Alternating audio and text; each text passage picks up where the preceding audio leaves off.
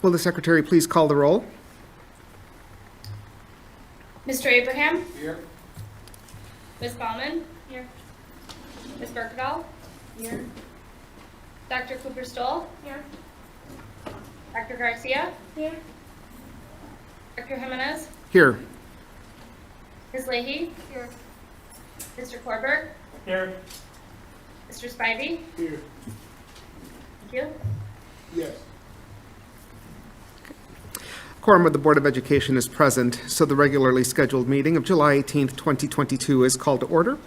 We will now have the Pledge of Allegiance. Please stand and face the American flag.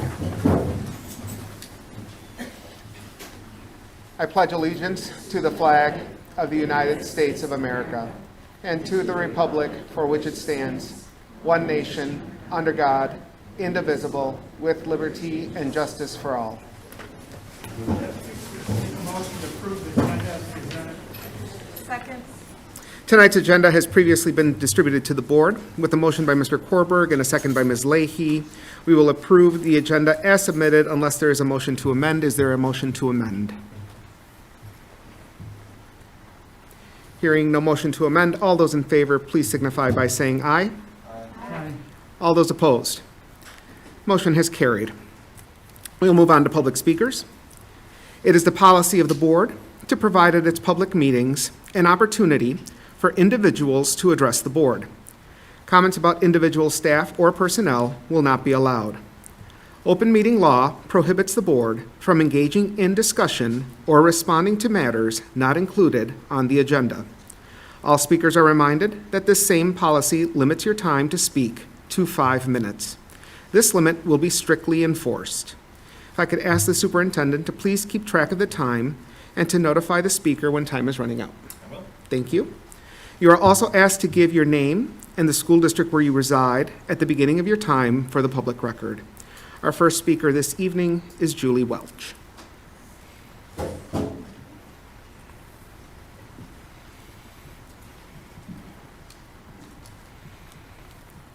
Hello. My name is Julie Welch, and I reside in the West Salem School District. But I have been a part of the La Crosse School District since 1971 when I went to kindergarten at State Road School. And I continued up and graduated from Central, and then was very fortunate enough to get a job teaching at Lincoln in 1991. So I taught at Lincoln, Northwoods, Lincoln again, CRVA, and then Logan. So my last year of teaching was spent at Logan Middle School. My husband and I also raised 2 daughters, and although we lived in West Salem, we chose La Crosse School District for our daughters because La Crosse was always the school of choice in this area. And so last year was my last year of teaching. I retired. I retired at the age of 55. That was not my plan.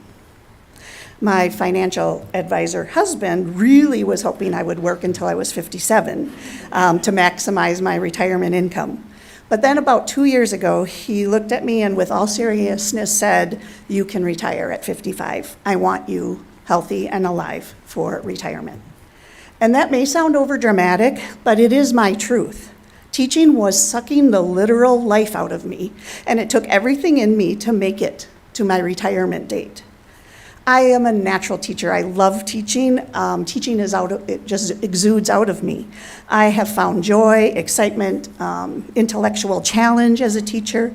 And most importantly, I have found true and deep friendship and love from my teaching partners.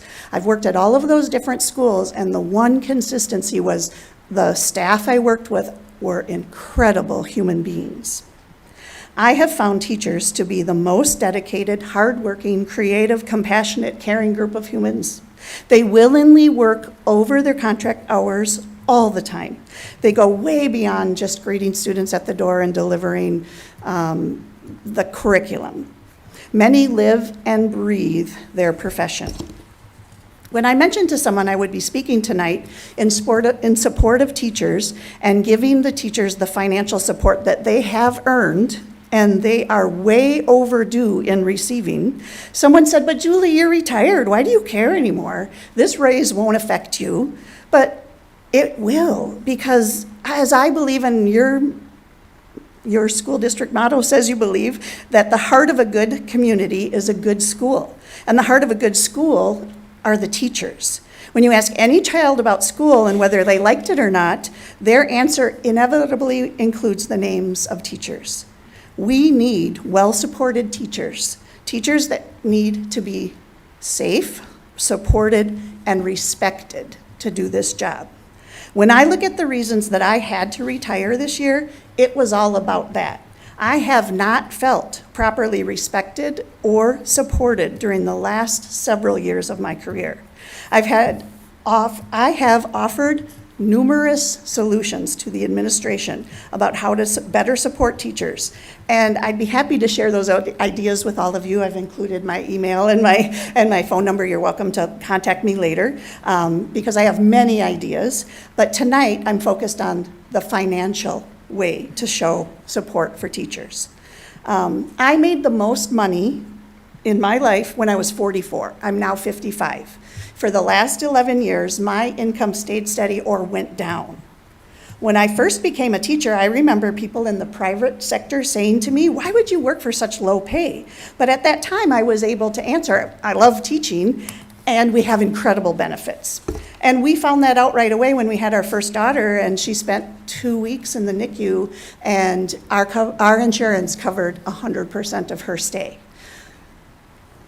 In the last 7 years, my husband and I have both been diagnosed with cancer, and we're cancer survivors, both of us, I'm happy to say. And I'm so happy for the incredible care I've received, but because of the changes to our insurance, we have spent over $4,800 a year out of pocket on top of the premiums that we pay. So we pay for our insurance, but then we also have to pay out of pocket if you happen to have surgery or 7 surgeries like we've had in the last 7 years. So my point is, in the past, we have negotiated to have better insurance, and we were willing to give up a little pay. But now we have lost both. We aren't getting affordable health coverage, and we aren't getting pay raises. So I do understand declining enrollment impacts school budgets. Is it possible that there is declining enrollment because fewer families are finding La Crosse to be the district of choice? Thank you very much. Is the frequent teacher turnover affecting the stability of our schools? Thank you. The time is up. I appreciate it. Okay. So the Thank you. last thing I want to say is just. Thank you very much. The time is up. I'm Okay, sorry. but I'll share my thoughts with you, and please reach out to me. I do have lots of thoughts to share. Thank you very much. Appreciate it.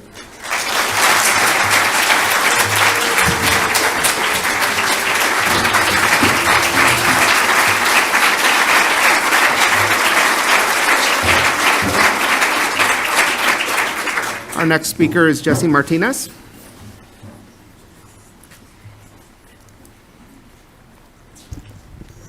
Good evening, everyone. My name is Jesse Martinez. I reside in the school district of Holman, but I'm a proud 7th grade teacher here in the school district of La Crosse at Logan Middle School. Over the last several months, you've heard from my fellow educators, from myself, and from community members about the current cost of living increase that is being negotiated in this district. Tonight, you're going to have discussion and ultimately take a vote around that cost of living increase and our contracts. And I urge you to make the right decision and send those contracts back to the district administration so that our pay can, at the very least, keep track with the rate of inflation. The educators in this district, the folks sitting behind me, are dedicated, hardworking, and exceptional. I feel incredibly lucky to work with such passionate, skilled people. But today, we come to you feeling undervalued and disrespected.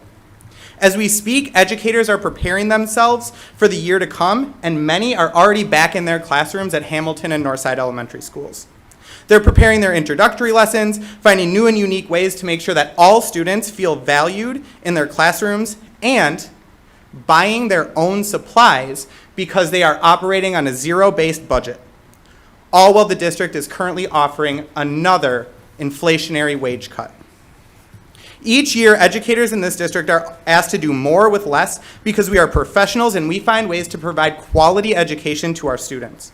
Unfortunately, the feeling of being undervalued and disrespected is driving the quality, skilled educators that I have come to respect in this district away. This is causing the best of us to leave, either for other school districts who are paying their staff fairly or to leave the profession entirely. It's time to start listening to what your employees are telling you and what your community is telling you. The community wants this district to prioritize the people in front of their students every single day instead of the physical spaces that they work in. Listen to them. The message is not just coming from your employees. The message is coming from the community. This is evident from the community petition that we circulated about a month ago. Up to this point, we have over 640 signatures on that petition. And of those who have signed, over 250 of them identify as community members, and almost 100 of them are alumni of this school district. Our community understands that if their educators are not paid fairly and do not feel valued in this district, they will continue to leave. They understand what that means for the quality of education for their students as well. They know that the more educators that leave this district, the lower the quality of education will be for their students.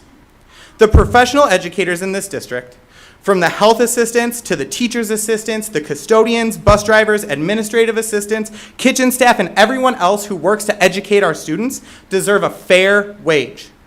The professionals who work in this district are the ones who keep it running and ensure that our students are safe, cared for, and receive a high quality of education. We cannot continue to allow them to leave. Our community understands that our staff, our educators, are not replaceable. They are essential. And it's time that the district shows us they understand that as well. Tonight, as you consider this 2.7% inflationary wage cut and cast your vote, think about the message that is being sent to every educator in this district, every parent in this district, every student and community member in this district. The question that you consider tonight is whether or not we should value our educators and ensure that their wage keeps pace with the rate of inflation. I hope you'll listen. Thank you. Thank you.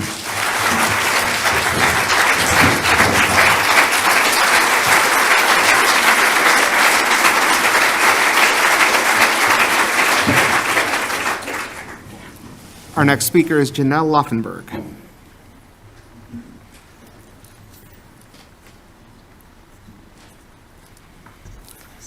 Hello, everyone. My name is Janelle Laufenberg, and I am coming to speak to you this evening as a retired teacher from the School District of La Crosse, and also as a parent of 3 children that went through the district, all of whom are grown and doing very well. But I'm also coming to you as a community member who values public education and the educational professionals who work tirelessly with our children in our community. Throughout my own childhood, I heard my parents on several occasions refer to the educators in my hometown of Richland Center as pillars of our community. Pride in our schools, our education, and respect for teachers were all of utmost importance in my family, and I had always perceived that to be true among everyone, everywhere. Although neither of my parents were teachers, it was no surprise to anyone that 5 of their 7 children would go on to become educators, perhaps even pillars in their own communities. When I was hired by the School District of La Crosse in 1989, I was absolutely overjoyed. But I was scared at the same time because I was taking over from one of the district's stellar pillars in the Spanish department. I was so fortunate early on to have so many mentors, so many pillars to help me develop my own niche, first as a traveling teacher between Logan and Central, and then as a full-time teacher at Logan Middle School, a place where I would like to believe that I too was a pillar. But sadly, over the course of my 33-year career, I have witnessed a continuous, steady chipping away at the most important pillars in our community, otherwise known as public school teachers. The state legislatures, the national media markets, seem to keep encouraging the general public to have a distaste for teachers and for public education itself. Funding has been slashed, health care, retirement benefits, and wages that teachers have earned systematically have declined or even disappeared. Some communities have even decided that anyone can teach.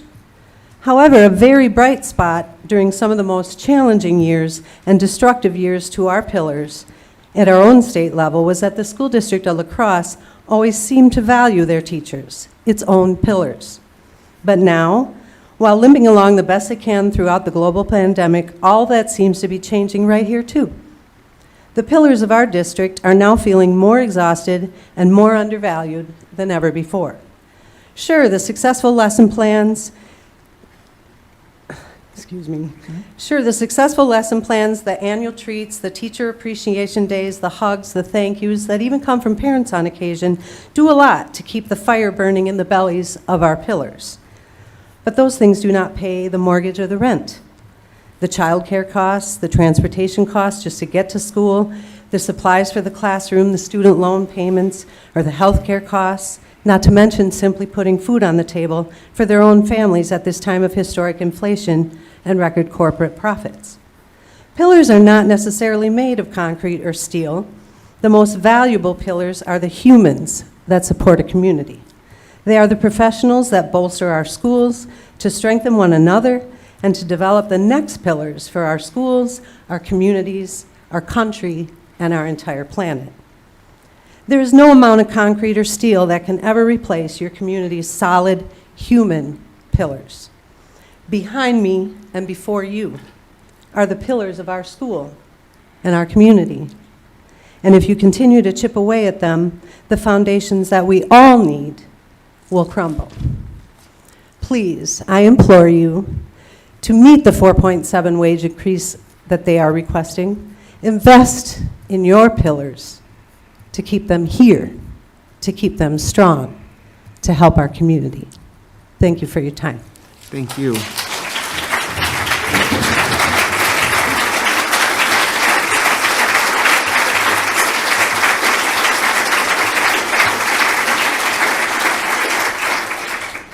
Our next speaker is Carla Doolittle.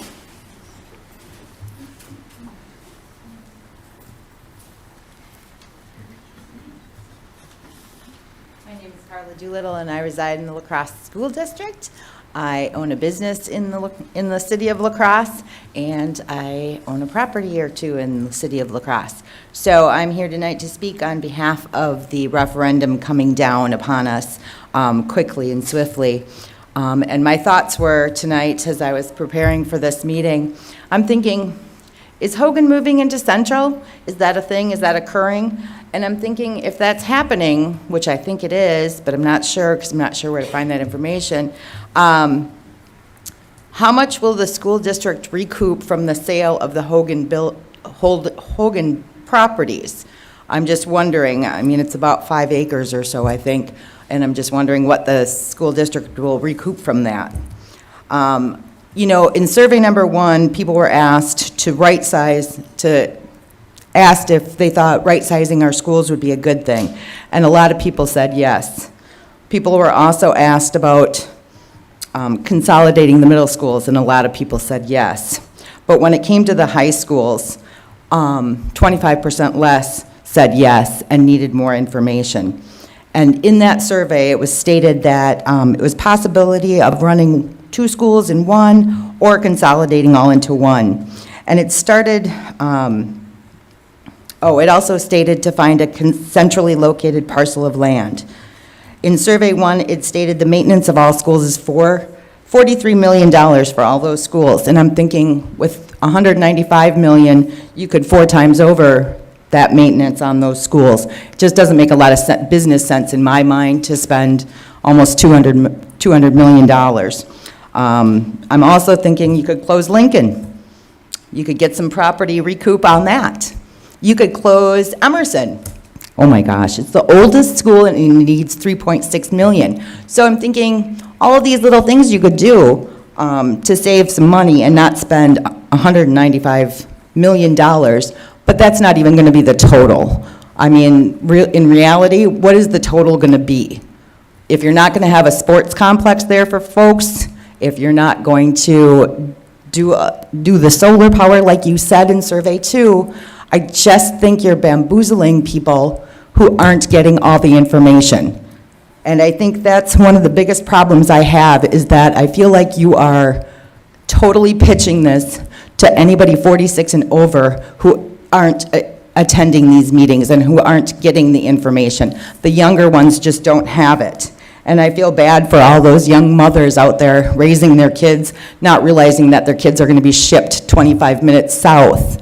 The impact of this would be devastating to the north side of La Crosse, not only in school, children being able to ride their bikes to school, walk to school, the neighborhoods, keep the community in the community. If you take that school out of the community, what is this community left with? Why would anybody buy a house on the north side of the city, in Campbell, in Madera? You're not going to raise a child there. What are we going to do there? I mean, it just doesn't make any sense to traffic 800 students 30 minutes south. Have you all driven that? It's not fun on a daily basis at 7:30 in the morning and 3:30 in the afternoon. Drive it sometime. On a good day, it takes 16 minutes from the train plant to the Logan High School. I haven't driven it at 3:30 or 7:30, but I don't want to. I did that for a living for a while, and it's not fun. I also just want to really say that I don't think the school board has done a good enough job at informing the populace under 45, and it seems really well that they are targeting those 46 and over. The fact that you just are not giving correct information, at least from what I've been told by the school board, about solar and about a competition field not being there. I mean, I don't get it. Is it or isn't it? And I think the teachers were shown a site plan, but nobody else has seen this site plan. It's not on the district website, so I'm kind of questioning that. Where is that? Studies have shown that children do better in smaller schools. And if you're going to build this building at capacity, 1,800 students, because of the study that was done, and in the next 10 years, the numbers are going to continue to decline, what happens on year 15 or year 20? I just feel that, I just feel like the whole thing is being rushed and the public is not being informed enough. And I think that, I think the board should do a better job of informing anyone under 45 years old. It would also be helpful to have all the board members' emails on the website. Since you switched over, they Time is have up, disappeared. Support the teachers and put Time the is up. SROs Thank back you in very school. much.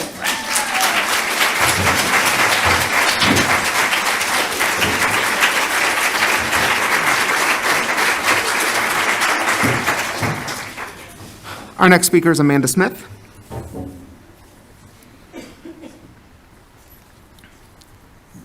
Hi, my name is Amanda Smith, and I grew up on the north side, and I own a business on the north side, and I reside on the north side. The reason why I bought a house on the north side is because it's a tight-knit community, and I know that personally. So I have 4 kids, and I don't think, like this new school, I don't think it's a great idea. First of all, what are you going to do about the violence? Okay, we have rival schools, Central and Logan. Yeah, they're going to be separate in one building, but like, there's going to be an increase in violence. And again, with the competitive field thing, sports is huge in high school. Seriously, we already have problems with busing our kids as it is, so we're going to bus them from sporting events not having competitive fields, or are we? What are we doing there? Second of all, location. Like, what about the families of the north side? This is a huge hardship. What about, like, okay, with all the schools close together and families relying on older kids to pick up younger kids and everything, like, with it being so far away, that is, like, so hard on the families. And then, like, what if you miss the bus? What if you have to leave? Like, we're already, I'm sorry, I'm like, woo! All right. And the money for this, like literally, I feel like how many teachers are underappreciated here? Seriously? With $194.7 million for a new school that is not needed, is not necessary. Our high schools are fine. There's got to be another way. That's all I'm going to say. Thank you.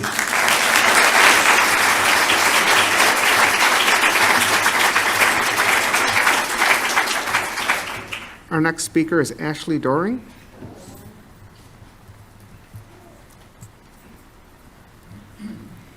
Hi, my name is Ashley Doring. I reside in the north side of La Crosse, and I have a 10-year-old daughter. And I want to start this out by saying slipping through the cracks. You know, I feel as if we combined our high schools, we are going to let a lot of kids slip through the cracks. I think that our community deserves better than that. We just went through a pandemic that forced us into online learning.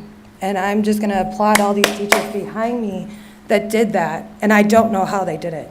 I worked from my living room as a single mother in my house, which I pay taxes on in this city. And I watched those teachers struggle through this Zoom learning experience. And they were there every second of the way helping, making sure my daughter was taken care of, making sure her mental health was taken care of. And now we've just brought them back into a school. We got them back to things. We got them back to sports. We're introducing our lives again. And now you're proposing something that just seems absolutely unnecessary, is to intertwine these two high schools that already have this, two very separate communities, which is, it's fine to come as one. But what we're doing is we're looking at the safety of our kids here. Now, there was a study in 1998, and it was from the National Center of Education Statistics. Smaller schools are safer. They report fewer fights and less incidents of serious violence. Students are not only physically safer in schools less than 400, they feel emotionally safer, more connected to these individuals, these teachers that deserve a decent wage, because they take a lot of the wrath off of us parents who are at home also dealing with these same circumstances. What you're proposing is not safe for our kids. And I come here today to speak that. And this was a study in the 90s. In the state of our country, at this very moment, where we have seen these children perish over gun violence in our own town, even at that level, since 2015, I believe we've had at least 3 students fall victim to that. And now you're asking us to not only combine that, where we have a much more likelihood of our kids falling through those cracks. What are the dropout rates of a school much larger versus a school much smaller? I want to know, how is this going to impact my 10-year-old? It will immensely impact her. That's a 20-minute drive. And now you're subjecting also for the fact of these kids who are young drivers. So, you know, French Island, I did the math, I have it here. Right now from the airport in French Island to this presumed location on Pamela Creek Road, that's a 20-minute commute off of Google. Guess where it's leading them to? What the fastest route is? It's Highway 16.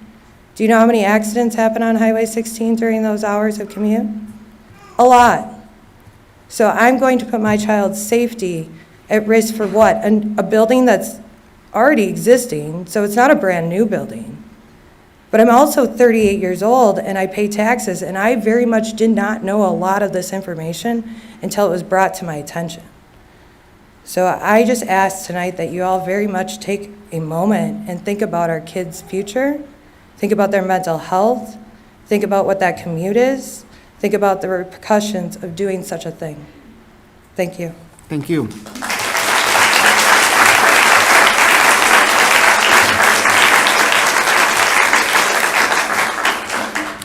We'll move on to the approval of the superintendent's consent agenda. I'll make a motion to approve the items on the superintendent's consent agenda as presented. Second. The consent agenda is a mechanism used by the board to deal with routine business that must come before the body. Are there any items that the members want to remove from the consent agenda? Hearing none, with a motion by Mr. Korberg and a second by Mr. Spivey, the items on the superintendent's consent agenda are approved as presented unless there is a motion to object. Is there a motion to object? Hearing none, then those items are approved, and we'll move on to the approval of the board consent agenda. And I'll make a motion to approve the items on the board consent agenda as presented. Is there a second? Second. Motion by Mr. Korberg and second by Ms. Leahy. The items on the board consent agenda are approved as presented unless there is a motion to object. Is there a motion to object? Hearing none, we will move on then to the information portion, and we'll talk about Operational Expectation Monitoring Report OE8, communicating with and support for the board. And I'll turn it over to Dr. Engel. Thank you, Dr. Jimenez. This is a part of our routine monitoring process as we've conducted most months. And this policy is Operational Expectation Policy 8, communicating and support with the board, and the monitoring report is attached there. I'll go through the indicators and kind of give a quick synopsis of each of those and take any questions along the way or afterwards. So OE 8.1 is reports include or utilize data and artifacts to assist the board in verifying compliance. In board docs, there's a record of results and operational expectation monitoring policies, which has all the attachments, statements, artifacts, etc. for those. And I highlighted 2 examples there, OE5 financial planning monitoring, and the results 3.2 monitoring report as well. Indicator 2 is to utilize the board's annual work plan. We have attached GC 6-E as well as a tracking document for our monitoring policies.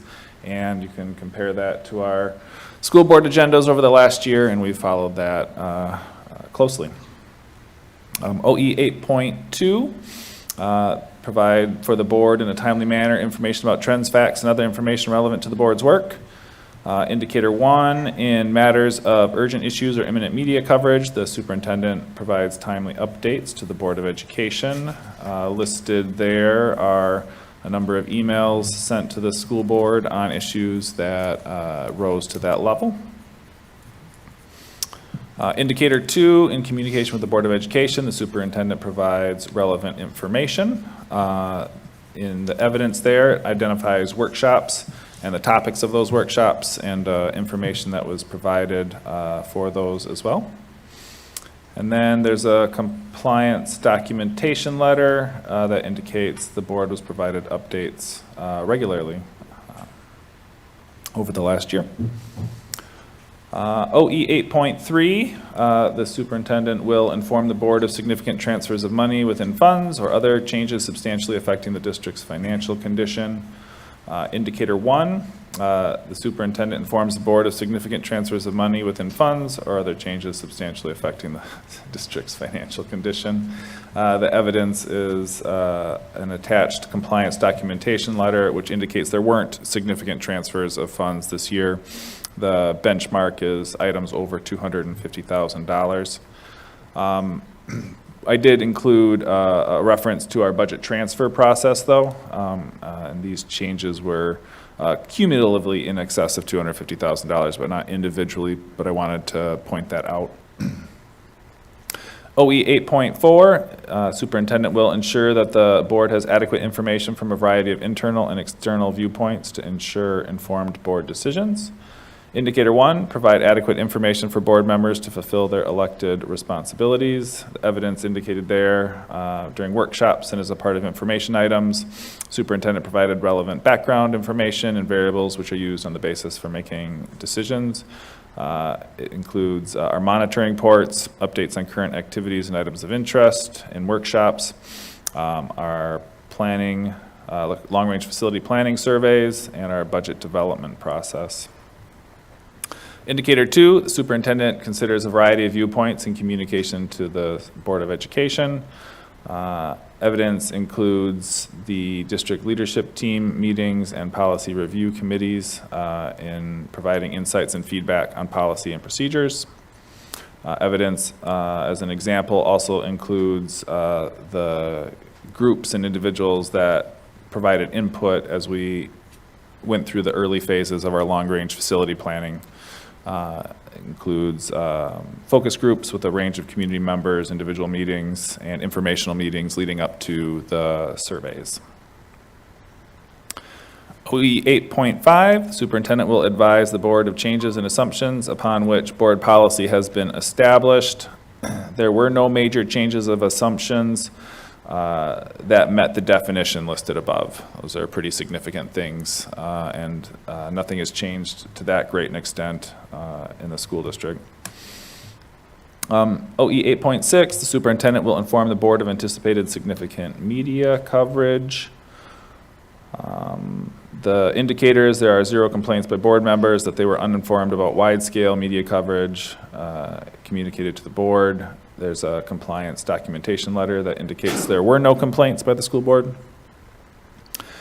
OE 8.7, the superintendent will, if in the superintendent's opinion, the board or individual members have encroached into areas of responsibility assigned to the superintendent, or if it's the board or its members are non-compliant with any GC or BSR policies, the superintendent will inform the board using the following process.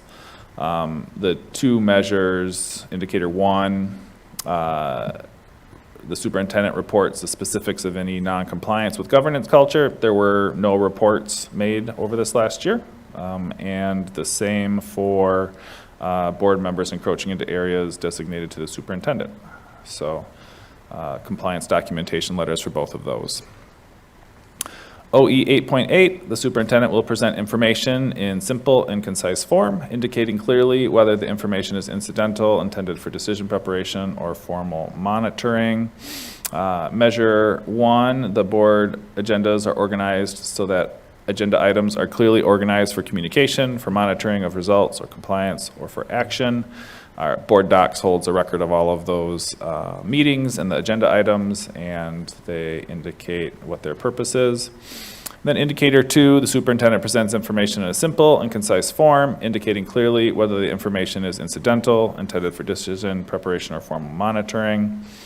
The following items indicate the superintendent presented information in that way through organization of board agendas. Information presented for monitoring reports yielded no material requests for additional information, and board meeting agenda items that were non-monitoring in nature but required board action were presented with explanatory information, and a couple of examples are listed there. OE 8.9, the superintendent will treat all members impartially and ensure that all members have equal access to information. Indicator 1, materials for board meetings and workshop sessions are distributed to board meetings equally and at the same time. Attached compliance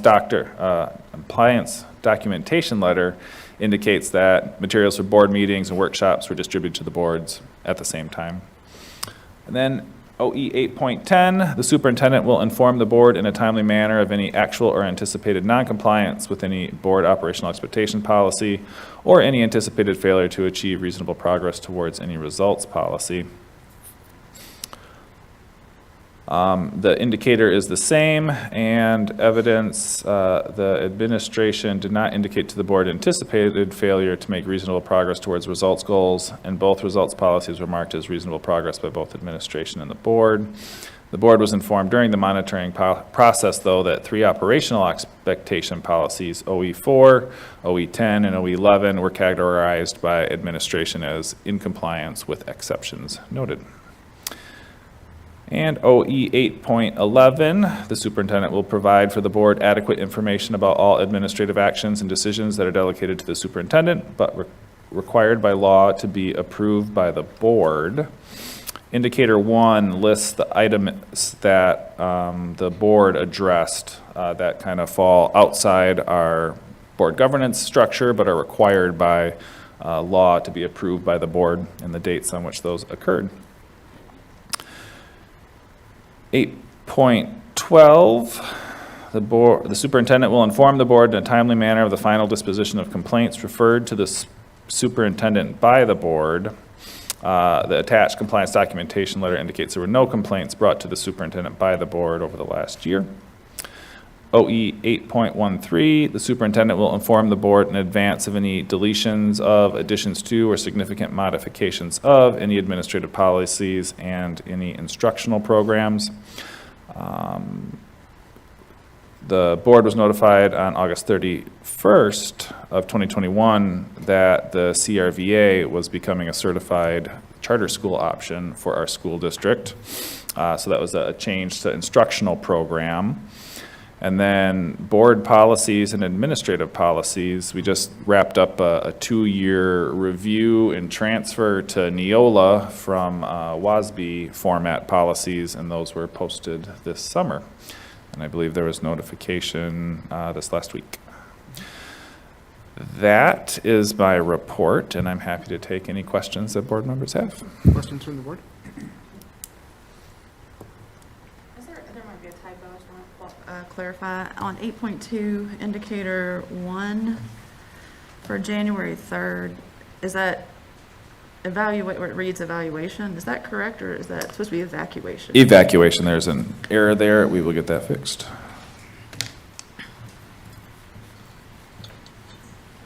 Other questions? Yes, Rob. Mr. Abraham.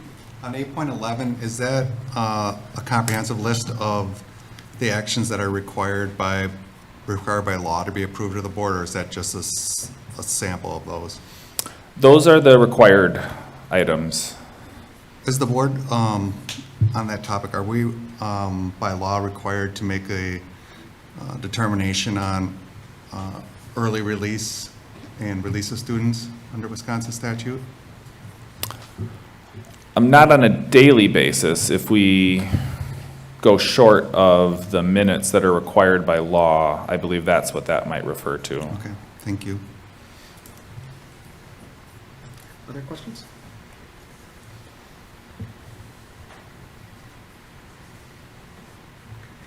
I think the only thing I would point out that I appreciate is on 8.4, indicator 2, in the evidence of the long-range facility plan, the hyperlink does take you to the website that has information on the long-range facility planning, which has the community survey results from the first survey, the second survey, the full district facility study report, the population study, the presentations, the PowerPoint presentations that were used during those presentations. So I appreciate that that is there so that anybody who wants to look for those documents, they can find them. So thank you for putting that in the document. Absolutely. All right. So at this point, then I would ask the board, Mr. Sorry, Spivey. just one question. Yes. Well, more so for you. Okay. In regards to some of the OEs that were used as evidence, if they were marked as in compliance with exception, would we do that for that particular OE, or would we just mark it all as compliant? Do you get what I'm asking? Help me understand, like, is there a So, a for specific? example, in, was it 8.11 or 8.10?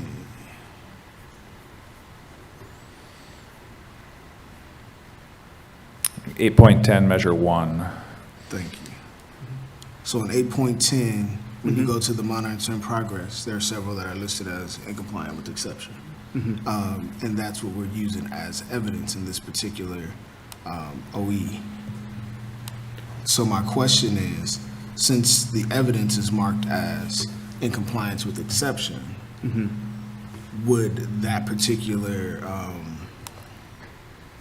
8.10, would that then be marked same as like in compliance with exception, or would we just mark this entire document as in compliance? Does that make sense? Sure. Let me think about that for a second. If I understand Yeah, correctly I'm what trying- you're yeah, I'm trying to asking, think about then how you're it would be in wording that. compliance, because this is just asking that the superintendent has provided us evidence anytime there were exceptions that were noted or something wasn't in compliance. Because I was trying to think like the nuance of that, but yeah, I mean, it's, yes. Okay. Yeah, this is marked as yes, they have, yeah, this would be fine. Those indicators were marked correctly, and this one is marked correctly as well, so. Any other questions?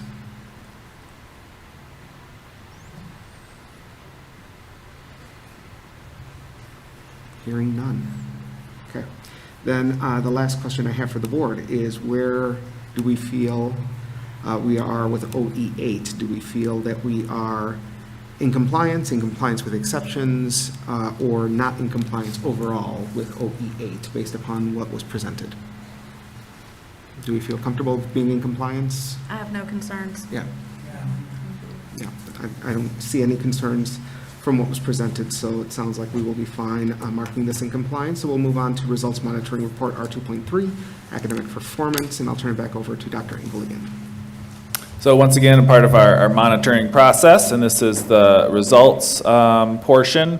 As we've talked about before, we split out the results indicators. Instead of doing it all at once like we do our operational monitoring policies, we kind of spread it out throughout the school year so that it's timely for when the results of various assessments come out, and we want to have that continual focus on the results for our students. And so with that, I'll turn it over to Dr. Harsey for any other preparatory comments. Just get ready for some redefining readiness report card information. Just to be efficient with our time, Dr. Lahaki will take it away. Thank you. Yes, it's a timely report. Some of this data came to us Tuesday of last week, which is a pretty quick turnaround for us to put it all together. But Results Policy 2.3, students will develop skills for lifelong learning. So redefining ready. This isn't the night that I talk about school report cards, but I do want to mention them in some degree in that I have the opportunity to serve on the state board for the accountability. We look at the formulas, and we are slicing and dicing standardized test scores that in a way that aren't really representative of our schools. Our schools are more than test scores. There's absolutely no doubt about that. And I can take the data from any one of our schools and move it around town and generate a different school report card. I can take it to a different zip code and generate a different number on that school report card because of the variable weighting formula. Wisconsin's not alone.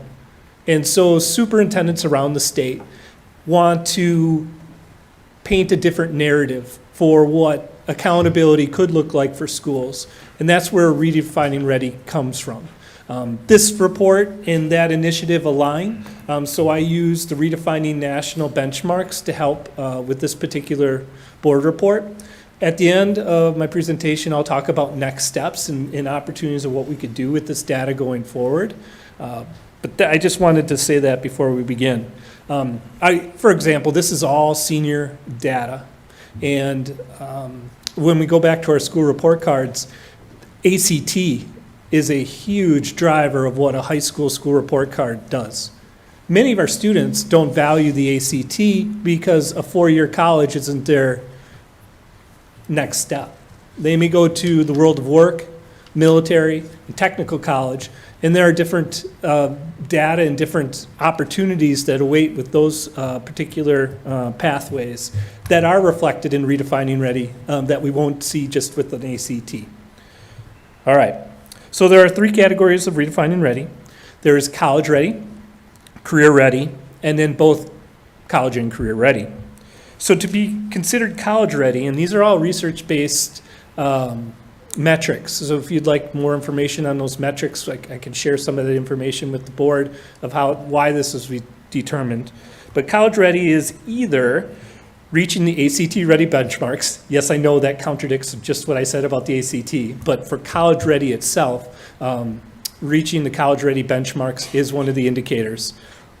Or a 2.8 grade point average and one of the other academic metrics makes you college ready. So we'll go through each of those. Career ready, there are a series of different categories, and two or more, if a student reaches two or more of those, they're considered career ready. And then college ready, of course, would be that they qualify for both college and career.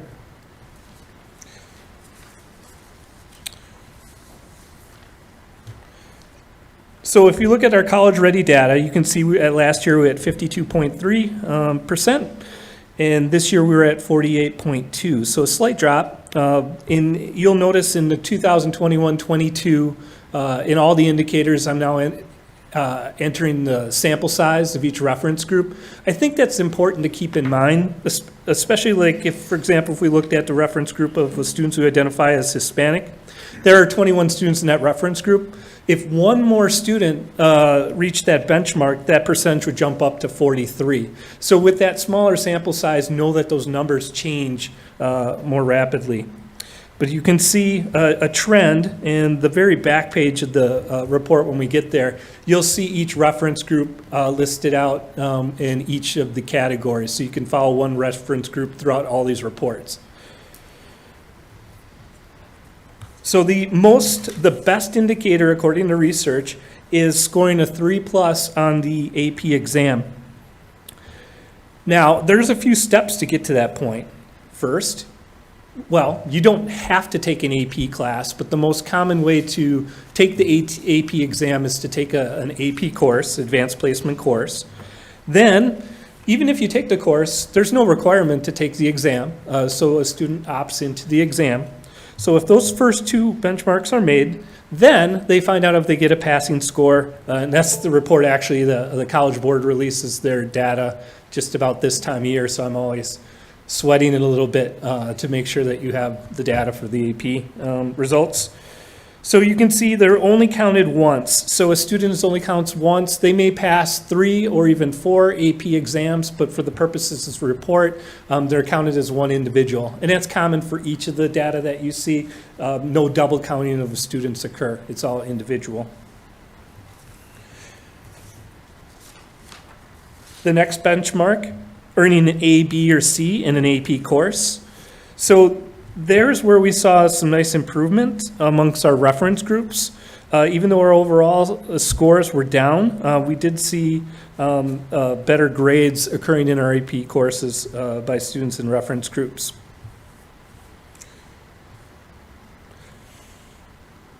The next report is the earning an A, B, or C in dual credit English and/or math.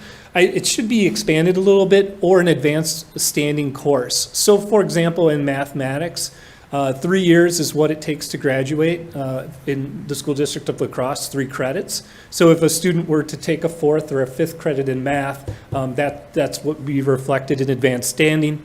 The early college credit or Start College Now information would be here too if they had early college credit. We have a bit of a difficulty, and this I'm talking about myself, is that many of us, when we go to get our master's degree, we do not get it in our content area. We generally get it in professional learning communities or other areas outside of our content area that we actually teach. Maybe you go in administration, counseling, etc. Well, the way the rule reads, or how universities interpret that, is that in order to teach a dual credit, which means that we have one of our teachers that's certified by the university, that when students take the course with them, they have the opportunity to also receive simultaneously college credit. It's a really high bar for us to do. So we have to be creative, especially with English and math, because those are generally content areas that we don't have teachers certified in their master's degree. So we're going to have to be creative to increase that percentage of that. We do have, let's see. So we do have our percentage dropped a little bit in there, but we're still doing all right. We can encourage our students to take more rigorous courses, and that would fulfill this particular benchmark. Algebra 2 is another benchmark, getting an A, B, or C in Algebra 2. We had a roughly 6% drop with that. However, our reference groups, once again, had some improvement there if you look across the board as far as grading goes.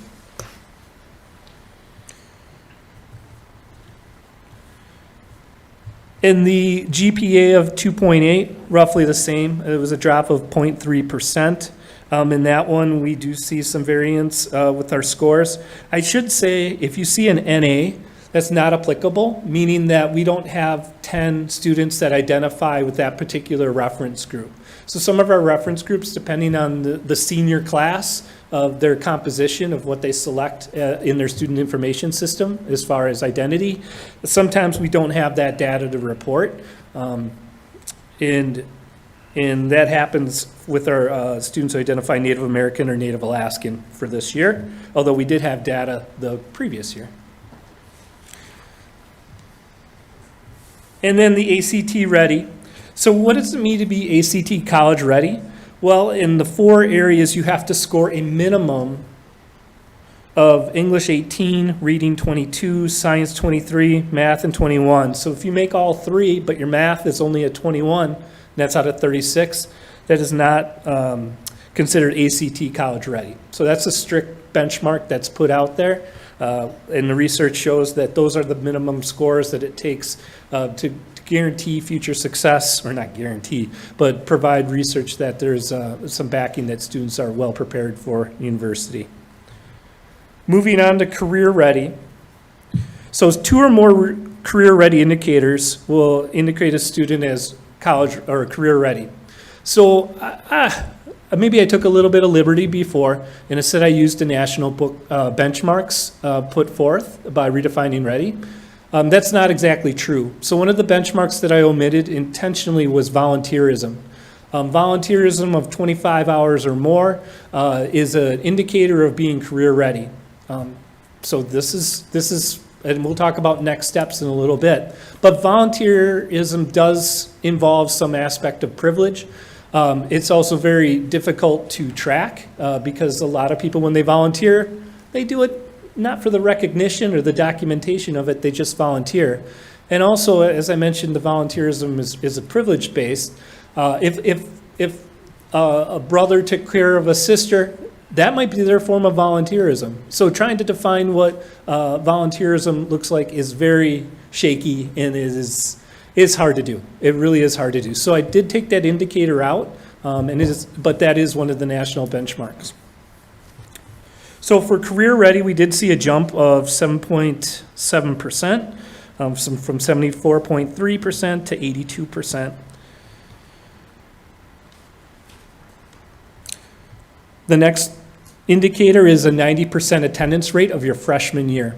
So your freshman year is critical. You set yourself on a trajectory for success by having that 90% attendance rate in your freshman year.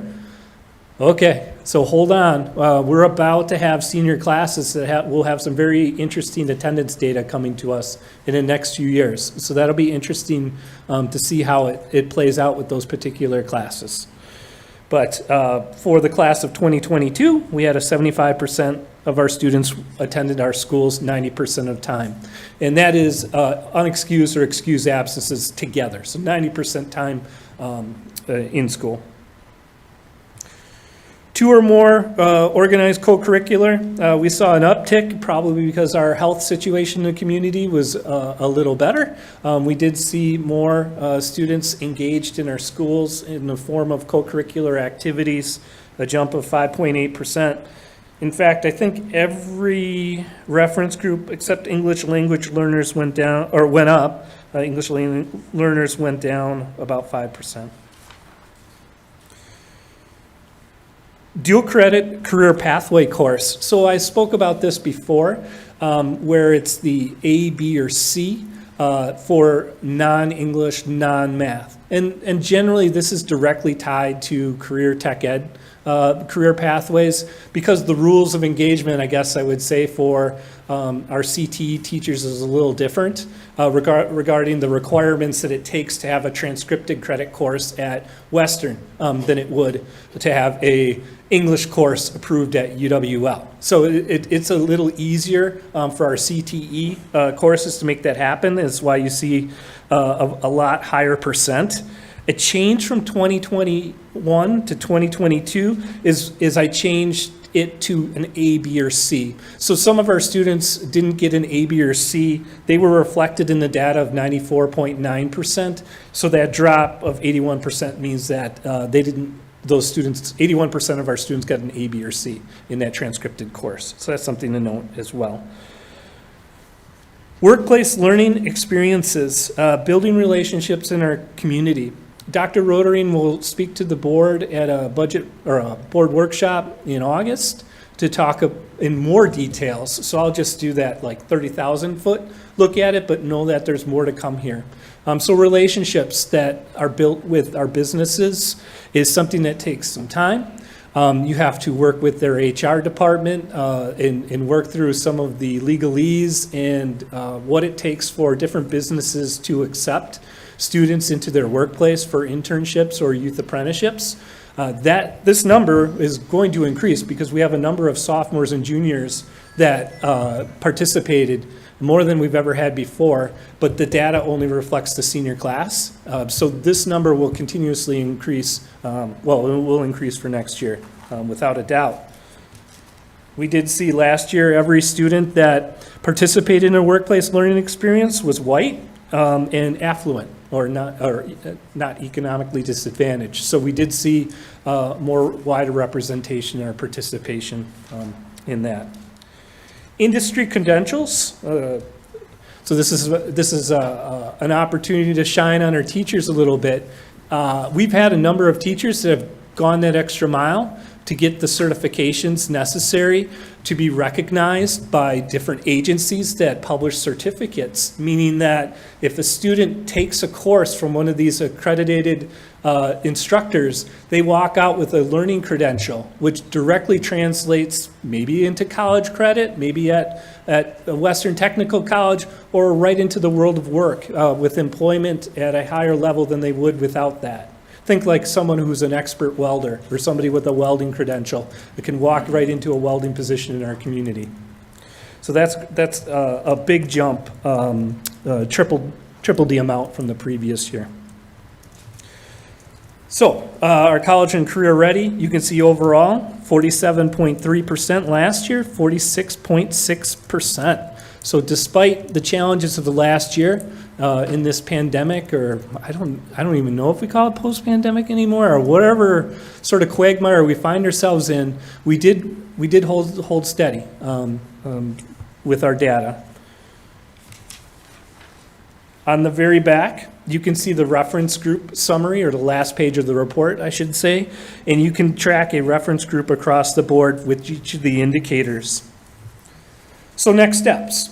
Although individually all these data points are something that we do in schools, right? They're not packaged together for our high schools formally. There haven't been formal conversations with our high schools about what can we do to make more kids college ready or career ready. It's been more like, oh, how can we improve our ACT scores, or how can we improve this? And that's been intentional. So one of the things that has to occur first is this data has to be live and actionable. It's not. It's an autopsy. So at the end of the school year, I have about a 2-week window to pull all this data together, and it's a big rush. And so our data systems have to be better so that our educators can have that data at the tip of their fingers, so that when they have, that counselor has that conversation with a student, that it's, hey, you're on your pathway to being career ready. Have you thought about joining this club? Or have you thought about this? So it's in that back of mind, but that data is actionable. EduClimber will allow us to do that through the Achievement Dashboard. We have a few things to clean up on the Skyward side first, but that when that's actionable, that will make it more powerful. Secondly, although we've adopted the national indicators, we haven't had that formal conversations with the school leadership teams about what really matters as far as what we feel that college and career ready. So as a former world language teacher, I'll put a plug in to say, I think a student who's career ready should have some sort of language proficiency as one of these benchmarks. So it's not a national indicator, but I will put a plug in to say that would be a great one. Students who can speak another language at a certain proficiency is, to me, one of the criteria that should make us career ready or college ready. So those are the kind of discussions that have to happen with our building level. What do we prioritize in our community? What do we believe is college and career ready? And once we have those conversations, then they become live data points that counselors can work with students during their academic and career planning times. Those can be conversations between teachers and staff. Someday, and I know I'm rambling a little bit on this, but someday I would love to see on our transcripts say college ready or career ready. I would love students to have an individual report card where they proudly say, I am career ready, and be able to explain exactly why they believe that they're career ready. Whatever it takes to motivate our students, and this might be another way to do that, I think there's some power in it. So this is an example of one of those board reports that I'm doing for you all to give you indicators related to Results Policy 2.3, but I think could be another lever that we use in our district to help students achieve better outcomes. That's the end of the report. Do you have any questions for me? Questions from the board?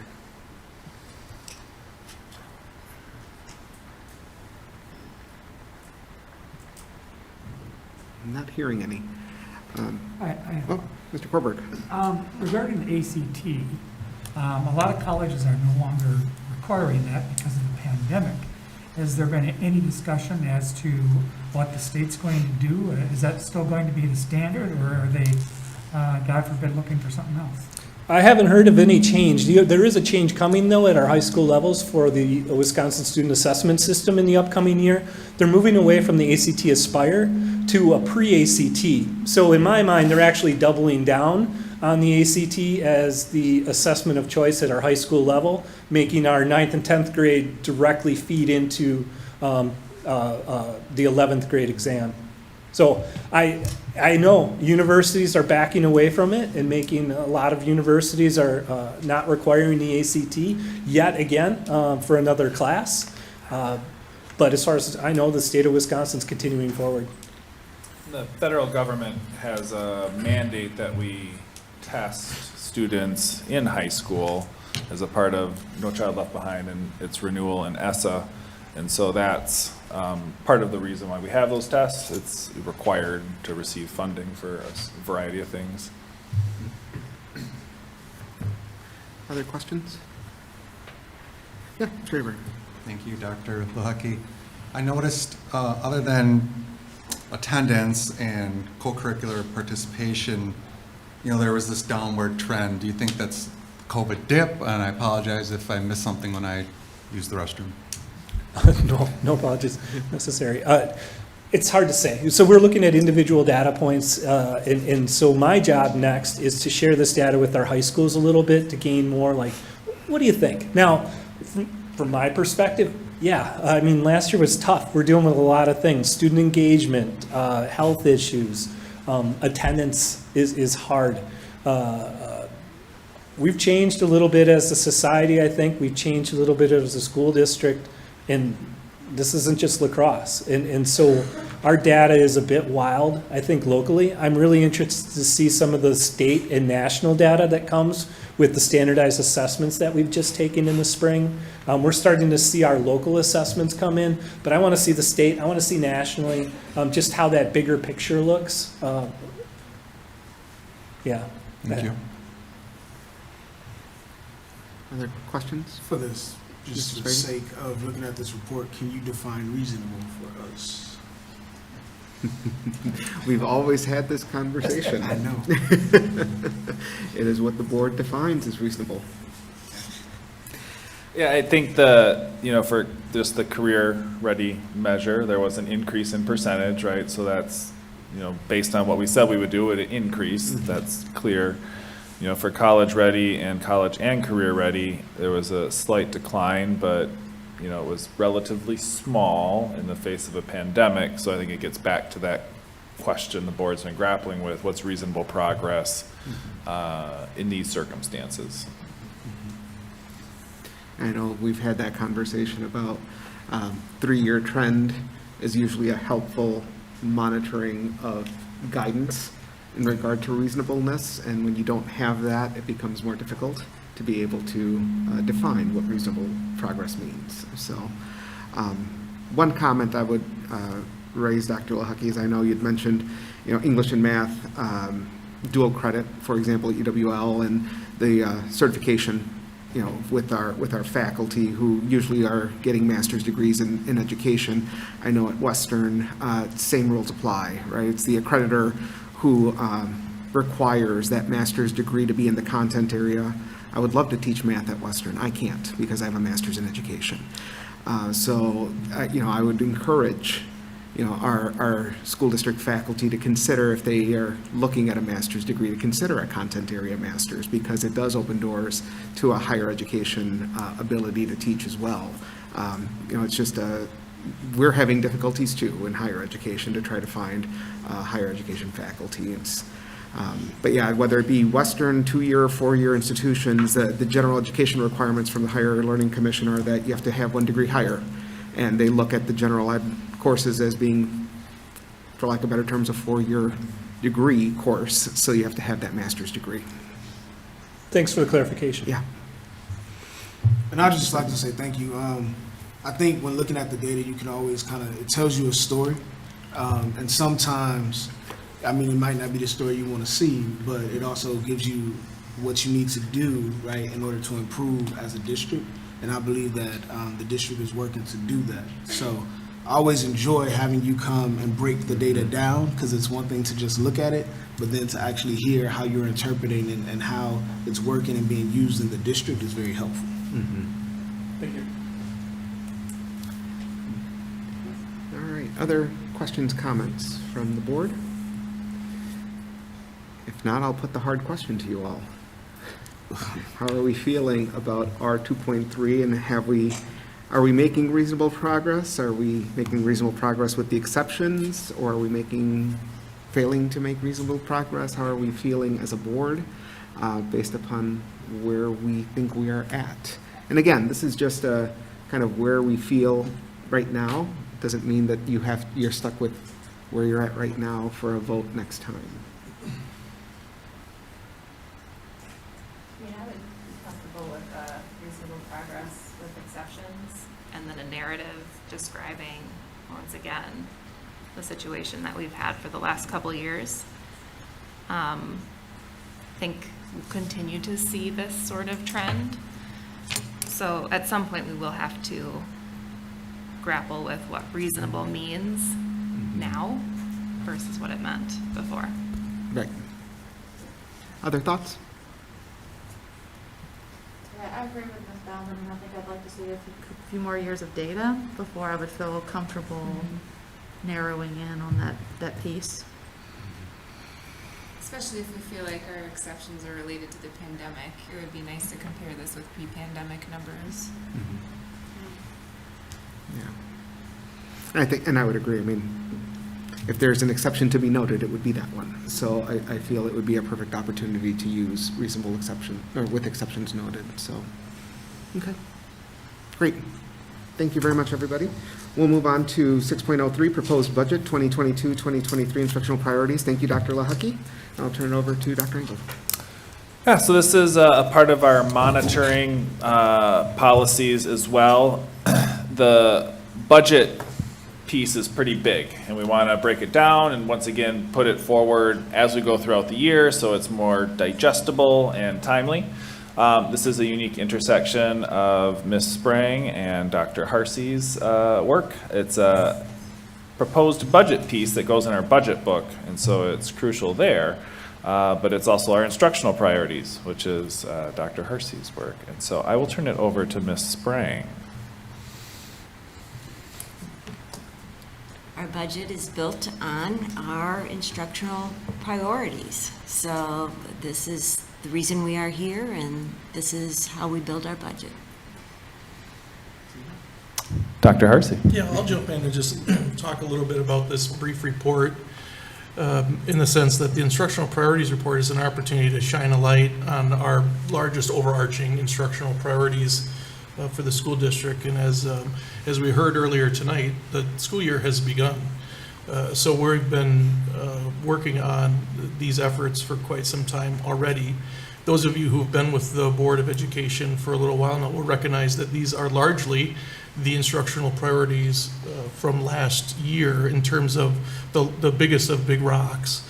I will also say there's a lot of conscientious effort put towards alignment. So we look at the board's, of course, mission, OEs, results, policies, et cetera. We align it with the data that we're finding, and we take a look at that. In our program managers, when I use that term in this context, I'm talking about our directors, our supervisors, our content area coordinators, very thoughtfully create an alignment to the instructional priorities that we go forward with every school year.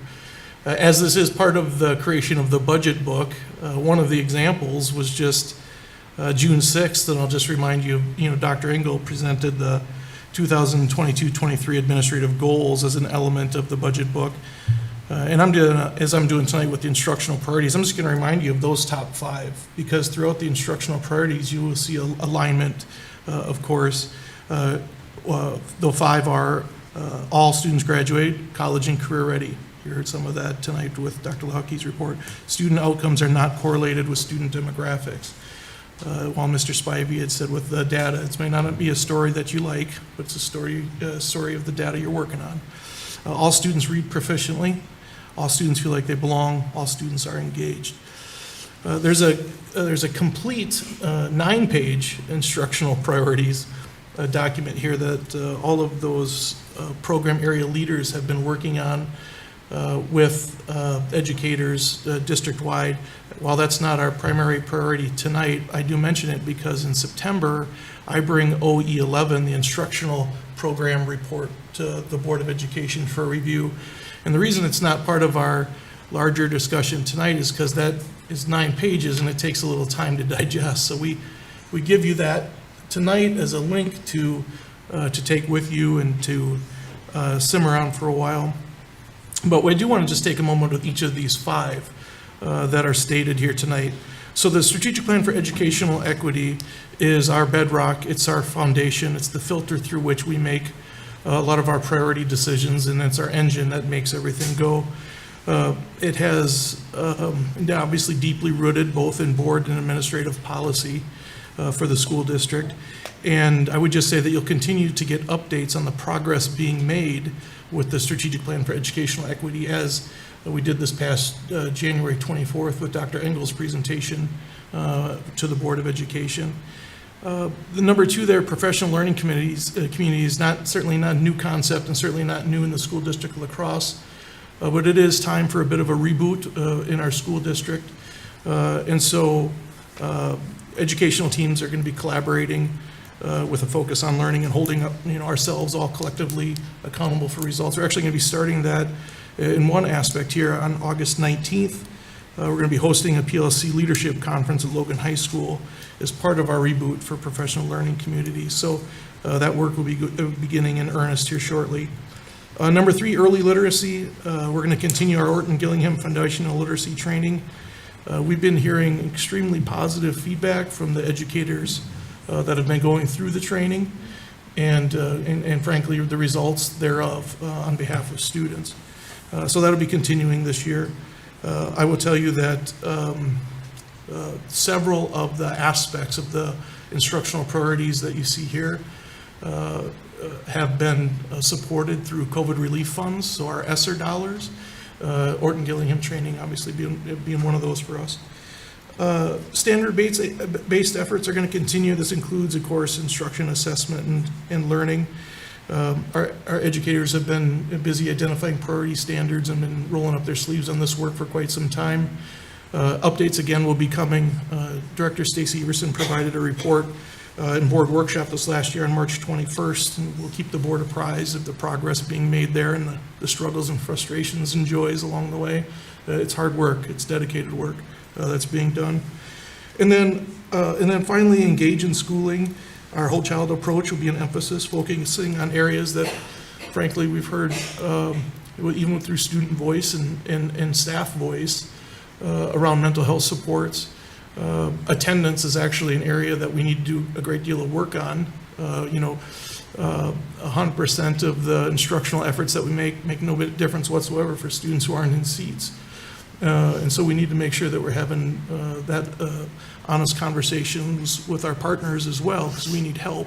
If it was as simple as having students, go and picking them up and have them come to school, this wouldn't be as challenging as it is. We've got a lot of families who need support from us to kind of double down on making sure attendance matters.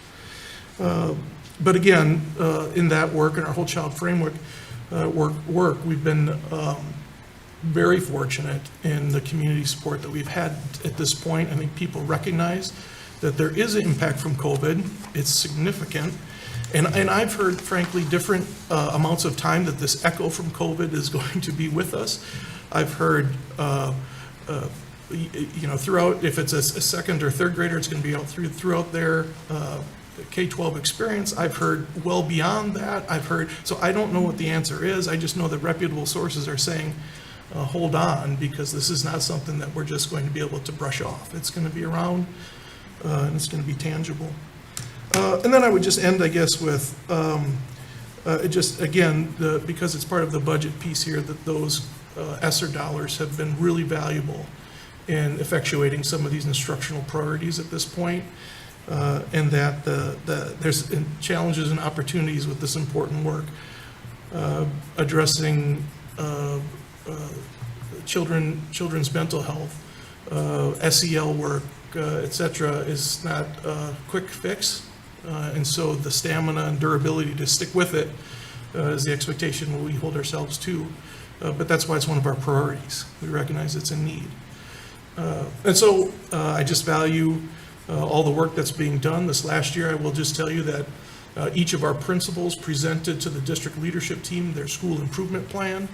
And you saw, again, I'm just talking on the theme of continuity and alignment, that they were taking these concepts and applying them into their school improvement plans and working on, obviously, with their school-based teams on how that looks in their teams, in their schools. So with that, I'll stop waxing here and just see if there are any immediate questions with these 5 overarching priorities.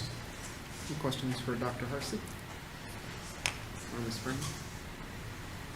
I've been trying to think of how to frame this question, but I'm just going to ask it as it comes out of my mind. So when we talk about equity, right, and we talk about addressing this from an institution and a system, recognizing the school district is a system, and all of our systems in our nation is rooted in oppression and racism and all those other things that comes with it. I guess my question is, in the work that you all are doing around these areas, how are you addressing being able to dismantle some of those historical systems of oppression within education so that our students feel valued when they come to the school, right? Or feel like they want to be in the school, or be able to address like some of the data that we've seen earlier as well. So I guess I'm looking for more kind of like if there are some detailed examples that you all can provide. Yeah, so one of the pieces that I'm actually putting together right now for the Board of Education, and what we had in mind actually were linkages that you might be attending, is not to give a many-year look back on what we've been working on, but this last year. And so we did it from a district perspective, everything from professional development that we did at the district level to accomplishments and efforts being made within the buildings themselves. And so right now we're collecting all of that data to hand over to you. It's not necessarily a report per se. I don't really even know what format it's going to take. I've put it in a report format so far, but we want to present it to you, and quite literally, it's overwhelming, the amount of efforts being made. Now, effort versus result, it's different. Those could be, and so you got to kind of ask yourself, like, are we achieving the results that we want based on that effort? And that's going to be a great conversation to have once we kind of turn this over to you. As I read the efforts being made in all these different, from macro to micro level kinds of efforts, it's like, wow, that's a lot. Now, does it make a difference to our kids, to our families, to those who are interfacing with the district on the daily? And I think that's where we're going to have to look ourselves, everything from the data that we see to just, do I feel engaged and welcome in the hallways? All those kinds of questions kind of need to be asked and faced. I know that was kind of a generic response, but I have a report, I'm actually peeking at it right here, that we're going to turn over and say, well, here are some things that we've done, and let's talk about that. This is what's forthcoming, right? I'm sorry? In more detail? This is what's forthcoming in more detail? Yeah, that's what we just kind of were talking about, and then we feel like it's something we can chronicle from year to year too, and so every year ask, okay, what was this year's effort on behalf of the Strategic Plan for Educational Equity, and then be able to have some sort of kind of year over year look back and say, all right, here was the work, what did we accomplish? Who's ultimately responsible for this? Is that you, Dr. Harsey? Or is that you, Dr. Engel? I'm ultimately responsible, I guess, for all the things, but in terms of putting this together, I've tasked Dr. Harsey to collect the information and put it together. it should align with our other efforts, and we should be able to see an impact from it. Other questions? I just have a question about the PLC reboot. Can you just tell us a little bit about that? Was it something that was used a lot in the district and we feel like we've gotten away from it and we're going back? And is it at all levels of education as well, like K through 12? Or Yeah, what are you thinking? Yeah, we've had a lot of staff turnover since we first really engaged in this. I mean, we were doing this work when I was still a principal at Logan Middle School, so a lot of time has gone by. And frankly, there can be, with any even research-based work, there can be leak to fidelity. And so we just had felt like it was time. And frankly, with Kelly Schmidt's good work, asking people, does this seem like something that would be the work? And we feel like it's an engine for effective work as well. And so people were saying, yeah, this is worth investing in. That's really how it came about, quite organically, actually. I would just add that PLCs focus the time that you spend together around 4 questions. You know, what do we want students to know? How will we know if they've learned it? What do we do if they don't learn it? And what do we do if they already know it? And so it's just being very intentional about that time spent together to focus on those questions. And our teachers are already doing a lot of that work every single day and collaborating in amazing ways. It's just about maintaining that focus on that structure and ensuring that we're meeting our goals in that endeavor. Ms. Leahy, I would also say, and I know we've got others who are in the LPF, we've had grants submitted, you know, in the grant review process of principals in schools that wanted to, we're looking for funds for this kind of training, and we're trying to find ways to bring it to the district rather than send folks out as much as possible. Thank you. Yeah. Other questions or comments?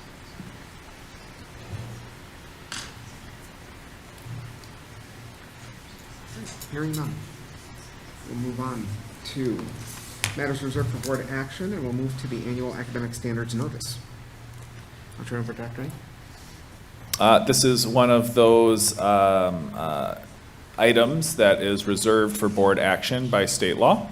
And annually at our first meeting in July, we are required to adopt standards, or the board is required to adopt standards. And so these are the standards that we propose and seeking action on this item. We presented them last month, so they just come back for action this month.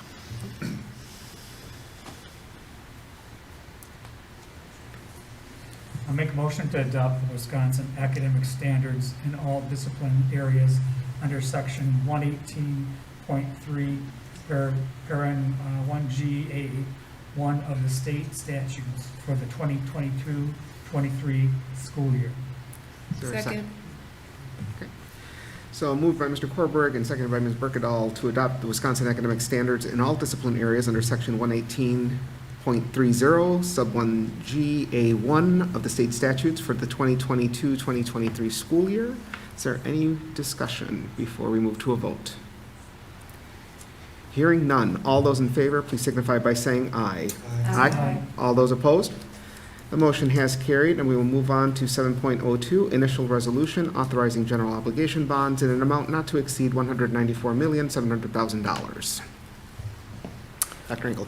So this is related to our long-range facility planning and a potential referendum. These 2 questions are required by law to be voted on by the school board, as per our correspondence with Quarles and Brady, the legal counsel involved in this matter. Yep. I will open it up to the board. I'll make a motion to adopt the initial resolution authorizing general obligation bonds in the amount not to exceed $194,700,000. Second. Moved by Mr. Korberg and seconded by Dr. Cooper Stoll to adopt the initial resolution authorizing general obligation bonds in an amount not to exceed $194,700,000. Any discussion? Mr. Abraham. What's the difference between 702 and 703 on our agenda that we're voting on right after this? 702 is a very short notice that is basically just the question. And then the second item, 703, has the larger documentation that's required as a result of this. I can't tell you why it has to be two different resolutions. I know that in every district I've been in where there's been a referendum, it requires both resolutions and the associated documentation. So mostly procedural. Procedural, yes, Thank you. exactly. Yeah. Any other questions? Okay. This does require a roll call vote, so Ms. Steigerwald, if you would proceed with a roll call vote, please. Yes, can you hear me okay? Yes. Okay. Mr. Abraham? Nay. Ms. Baumann? Aye. Ms. Bergdahl? Aye. Dr. Cooper Stoll? Aye. Dr. Garcia? Aye. Ms. Leahy? Aye. Mr. Korber? Aye. Mrs. Spivey? Aye. Dr. Jimenez? Aye. Thank you, everybody. We will move on to the next question, resolution providing for a referendum election on the question of the approval of an initial resolution authorizing the issuance of general obligation bonds in an amount not to exceed $194,700,000. Dr. Engel. As we just discussed, Yes. procedural process to move forward with a referendum. Okay. So unless there's discussion from the board at all, I will move to a roll call vote. So just checking for any discussion. What's that? Oh, thank you, Dr. Cooper Stoll. Need a motion and a second. Is there a motion? I'll make a motion to adopt the resolution providing for a referendum election on the question of approval of an initial resolution authorizing the issuance of general obligation bonds in the amount not to exceed $194,700,000. Second.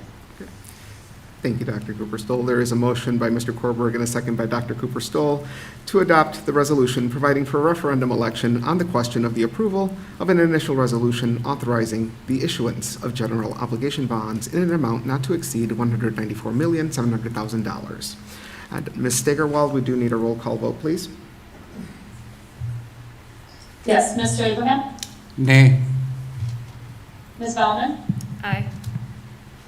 Ms. Bergdahl? Aye. Dr. Cooper Stoll? Aye. Dr. Garcia? Aye. Ms. Leahy? Aye. Mr. Korber? Aye. Mr. Spivey? Aye. Dr. Jimenez? Aye. Thank you. Thank you.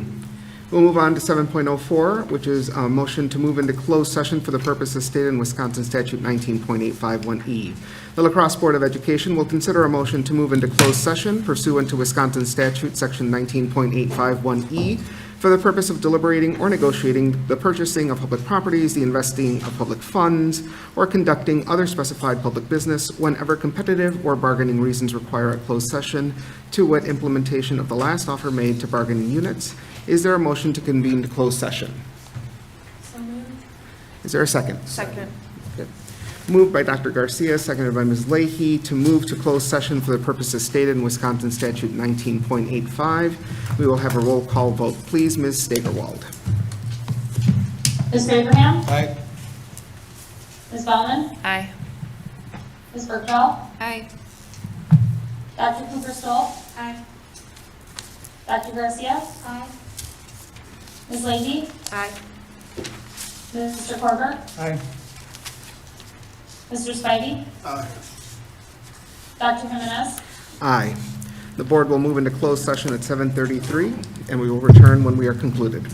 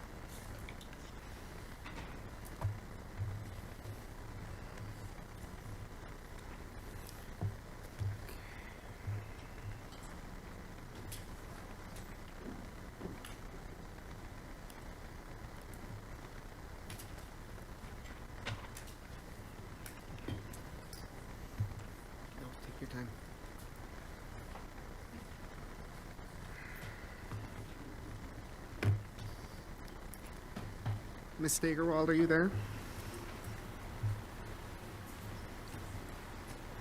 You gotta wait for her anyway.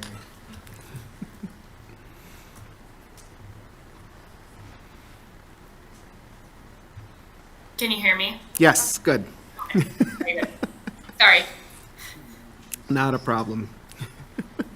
Just scared the pants off of everybody here. It's okay. Oh, is it that loud? You know. All right. We all okay? I'm just making sure everyone's awake. At this point in time, that is a good thing. Thank you for doing it. All right, the My time pleasure. is 8:48, and we will reconvene in open session. And I will entertain a motion to implement the last offer made to the bargaining units. Is there a motion to do so?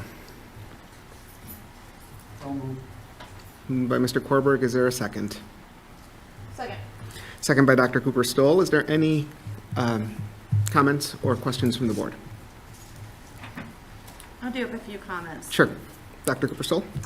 The decision to approve the upcoming budget with only a 2% increase to salaries next year has weighed very heavily on me as an educator myself.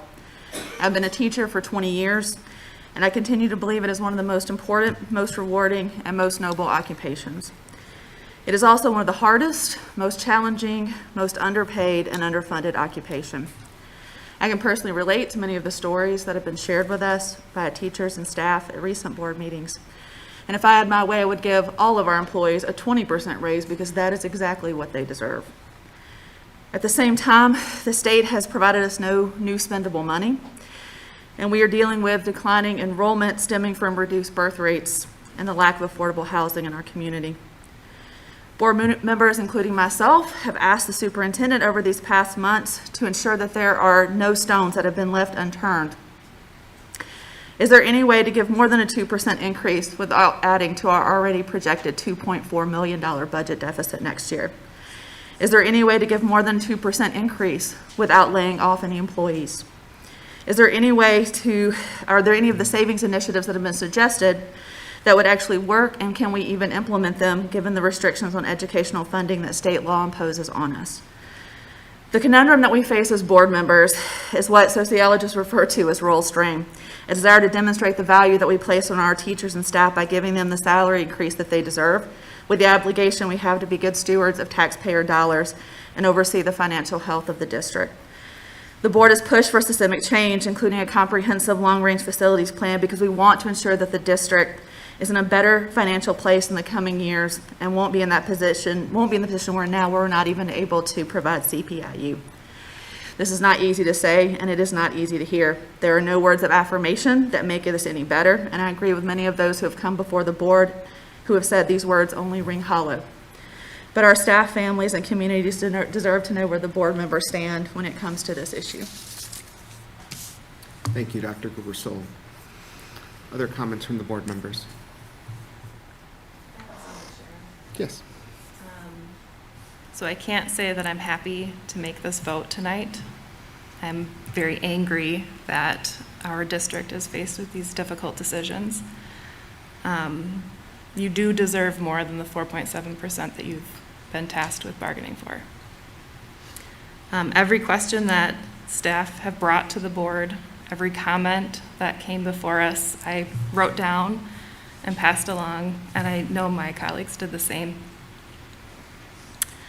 The info that was provided to the board painted a very stark picture of our budget projections for this year and the coming years.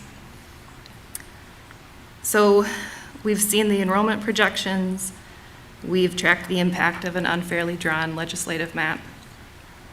We know that public education at the state level has been devalued. But with these challenges, kids still deserve a quality education, and staff still deserve fair compensation. It's a difficult vote to make tonight, but these are still values that I have. And in the coming years, I hope that we can find a way to sustainably offer fair compensation to staff. And that's all I have.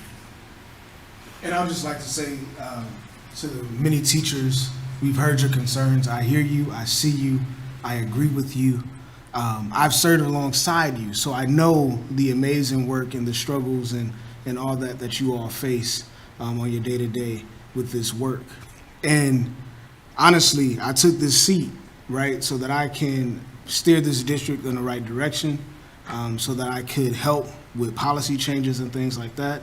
And honestly, if we could do it any other way, I'll guarantee you would have my vote to get what you deserve. I'd like to echo Mr. Spivey, having been a teacher too. I feel like I've had a crash course in school financing over the last 3 months to figure out how this gets put together. And I'm disappointed that the Wisconsin State Legislature didn't raise the revenue limit to allow us to meet the inflationary pressures that everybody's facing, but teachers especially. And so teachers deserve a raise, and our legislators should hear from us about it. They'll be hearing from me.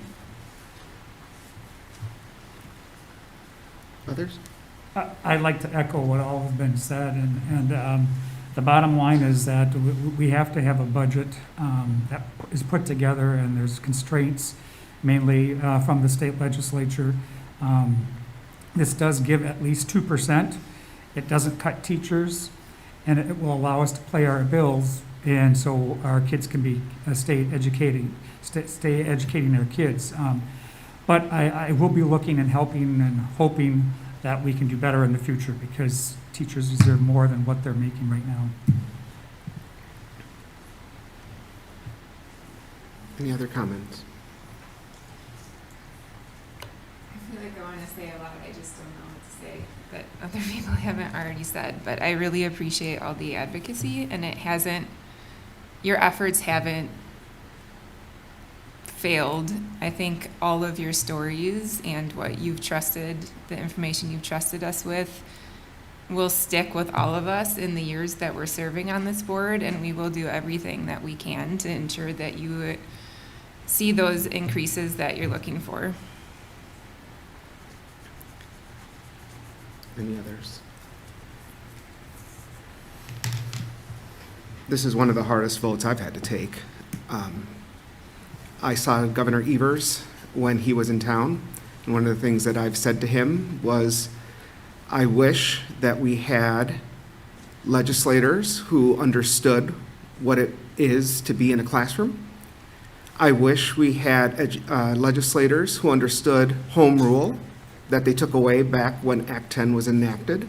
I wish we had legislators who would allow school districts to raise the funds necessary to just be able to pay their bills.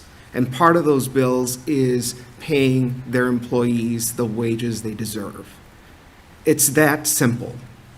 To allow us to raise our funds at an inflationary rate. It is not a difficult concept to understand, and yet it is something that has eluded our state legislature for years, in fact, a decade or more.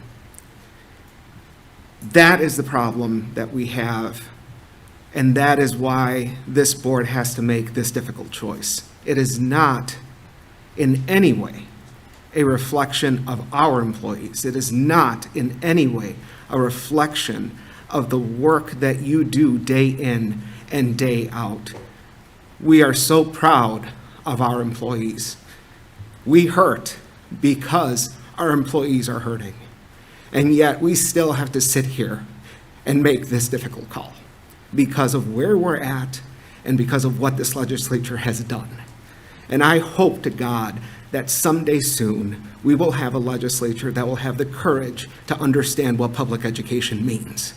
Just like the people in this room, just like the people in this community, just like the people who serve in the classrooms for our students every single day. And with that, is there anybody else who would like to make a comment before we have a vote? I'd just like to thank my fellow board members for being so eloquent, because I could not get that out, but what you said is exactly what I believe. I'm so grateful and thankful for everybody in the audience today and our teachers. They're amazing. And it is breaking all of our hearts. But thank you for what you do, and we will continue to fight. That is what we talked about. We will go to the legislature and ask for you because you deserve it. So our work does not end tonight. Thank you. So we are on the motion to implement the last offer made to the bargaining units. All those in favor, please signify by saying aye. Aye. Is there not a roll call vote? Oh, is there a roll call vote, Ms. Steigerwald? No. Okay, so, all those opposed? The motion has carried. We will move on to our announcements, and I'll turn it over to Ms. Baumann for the La Crosse Public Education Foundation update. I have just 2 updates. So the LPEF is welcoming Amy McKnight to the new part-time position. Her title is Operations Coordinator. If you see her in the building, anytime you're around, stop in and say hi. I know they were looking for a unicorn in that position. I think with Amy, they found somebody to fit many of the needs that they had. The other thing I'll just briefly point to is some feedback. The Bow Tie Classic is scheduled for September 3rd. This will raise funds for the Gold Star grants, the Random Acts of Kindness, and some of the other efforts that LPEF has to support programs in La Crosse schools. Thank you. The only announcement that I have is the Wisconsin Association of School Boards 2023 proposed resolutions for the meeting that will happen in January. So those proposed resolutions, August 1 will have information, and then August 15th will have information, and then the recommended approvals. Those will be due by September 15th. So if anybody has any proposed resolutions for the WASB conference, please bring those forward, and we can talk about those for the new board members who may not have been through that process before. And so with that, I'll turn it over to Superintendent Engel. Start of school for our year-round schools was last week Wednesday. It was great to see students and teachers back in the buildings. Kids were so joyful as they came in. I got to welcome the kids back at Northside with standing ovation as they walked in, so it was a great day. That's all I have. Thank you. We'll move on to agenda planning. I'll make a motion to approve the August 1st, 2022 Board of Education agenda with any additions or corrections. Is there a second? Second. All right, we move to approve with Mr. Korberg's motion and Mr. Spivey's second to approve the August 1st, 2022 Board of Education agenda with any additions or corrections. All those in favor, please signify by saying aye. Aye. All those opposed? Motion has carried. Because we are hitting 9 o'clock, right on the money, and we cannot go past 9 o'clock. Someone had a question, was there supposed to be discussion of the agenda plan? No. So, and we are at 9 o'clock, and our policy says we cannot go past 9, so we are adjourned.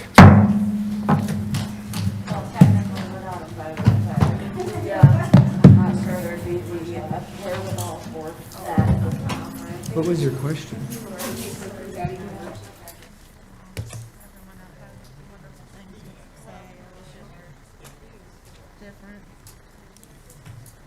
I mean, I don't remember me, but the hardest thing has been hearing how we care about teachers. I know, it's a teacher. I know.